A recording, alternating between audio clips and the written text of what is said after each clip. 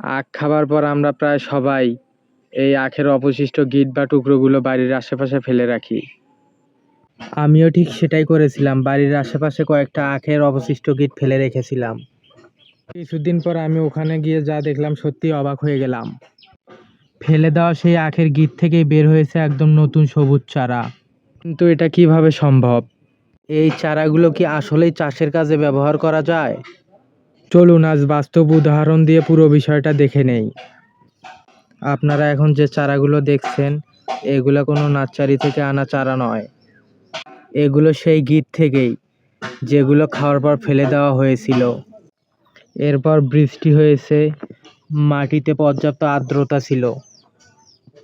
দেখেন আখের গিট থেকে ভিতরে জীবন্ত কুঁড়ি বের হয়েছে।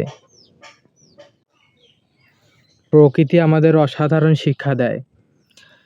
সঠিক পরিবেশ পেলে ছোট্ট একটি আখের গিট থেকেও নতুন জীবন শুরু হতে পারে। অনেকেই মনে করেন আখ বীজ দিয়ে তৈরি হয়, কিন্তু আসল বিষয়টা একটু ভিন্ন। আখ সাধারণত বীজ দিয়ে নয়, গিঁটযুক্ত কাণ্ড থেকেই তৈরি হয়। প্রতিটি গিঁটে একটি করে জীবন্ত কুঁড়ি থাকে। সেই কুঁড়ি যদি সুস্থ ও সতেজ থাকে তাহলে এখান থেকে একটি চারা গাছ বের হবে। তবে একটা বিষয় মনে রাখবেন, সব আখের গিঁট থেকে চারা বের হবে না, কারণ গিঁটে জীবন্ত কুঁড়ি থাকতে হবে।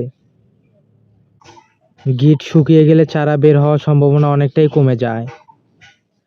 আবার গিঁট পচে যায় অথবা রোগাক্রান্ত হয়, তাহলেও নতুন চারা বের হবে না। যদি আপনার বাড়ির পাশেও এমন আখের চারা বের হয়, তাহলে চারা একটু বড় হলে সাবধানে তুলে অন্য জায়গায় রোপণ করতে পারেন। রোপণের সময় খেয়াল রাখবেন শিকড়ে যেন ক্ষতিগ্রস্ত না হয়। প্রথম কয়েকদিন হালকা সেচ দিবেন, আগাছা পরিষ্কার রাখবেন এবং পর্যাপ্ত রোদ পায় কিনা সেটাও নিশ্চিত করবেন। ঠিকভাবে যত্ন নিলে এসব চারা থেকেও ভালো আখের গাছ পাওয়া সম্ভব। দেখলেন তো প্রকৃতি কত অসাধারণ। যে আখের গিঁট খেয়ে আমরা অপ্রয়োজনীয়ভাবে ফেলে দেই, সেই গিঁট থেকেই নতুন গাছ জন্ম নিতে পারে।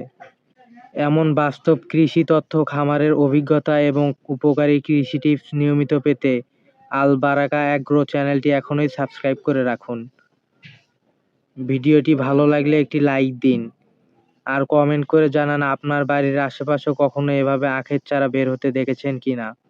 আল্লাহ হাফেজ।